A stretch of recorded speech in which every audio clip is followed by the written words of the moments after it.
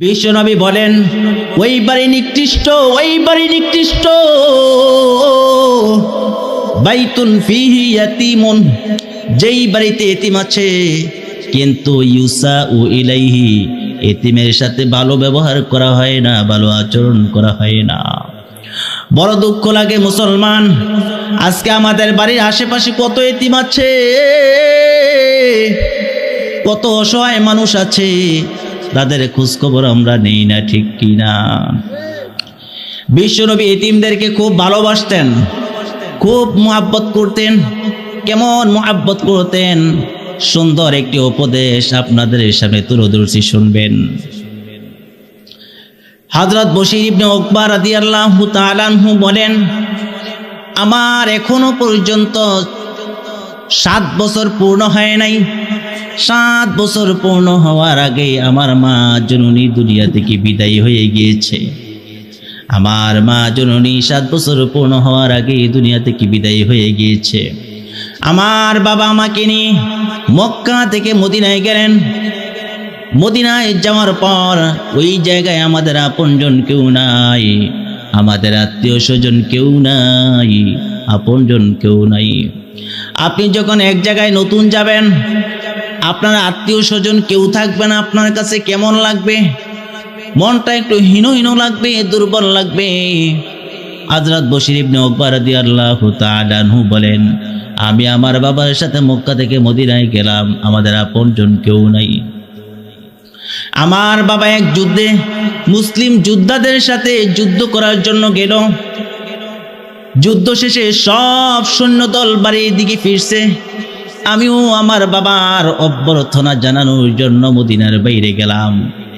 একে একে সব সৈন্যদল আসলো, কিন্তু আমার বাবার আর দেখা পাইলাম না। আমি আমার চোখের পানি নিয়া, চোখের মধ্যে পানি, চোখের পানির জন্য কষ্টে বুক ফেটে যায়, কথা বলতে পারছি না।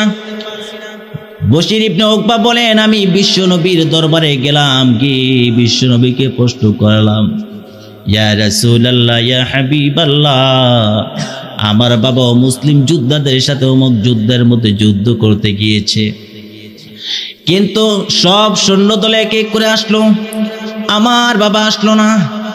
বশীর ইবনে উকবা বলেন, আমি এই কথা বলার সাথে সাথে বিশ্বনবী যখন আমার চোখের মধ্যে পানি দেখলেন, বিশ্বনবী আমার থেকে এইভাবে মুখটা ঘুরিয়ে নিলেন।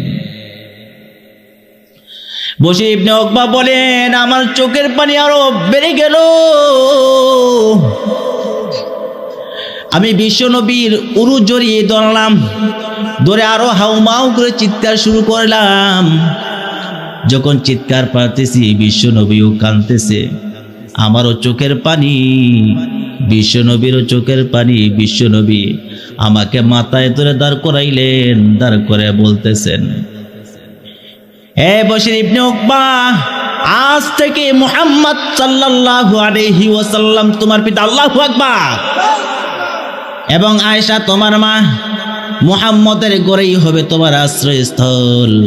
বলার উদ্দেশ্য হলো, বিশ্বনবী এতিমদেরকে কত ভালোবেসেছেন, কত মায়া করেছেন, কত মমতা দিয়েছেন।